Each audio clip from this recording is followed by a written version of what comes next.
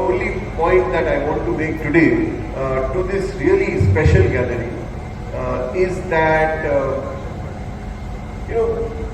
what we have to understand, and what we have to understand very clearly, each one of us, is that we are living in possibly the toughest times that we have seen in living history, especially we as Indians.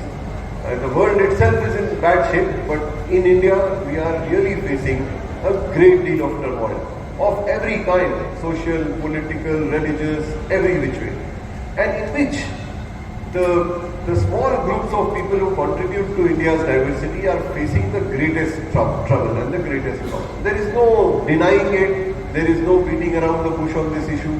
It is there, and it is firmly something that we are seeing every day. And to a lot of us who are watching this very closely, issues are getting bleaker and bleaker.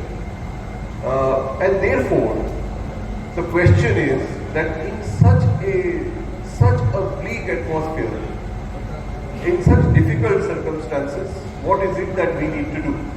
Because we can go on talking about how bad the situation is, but how do we sort it out? How do we help?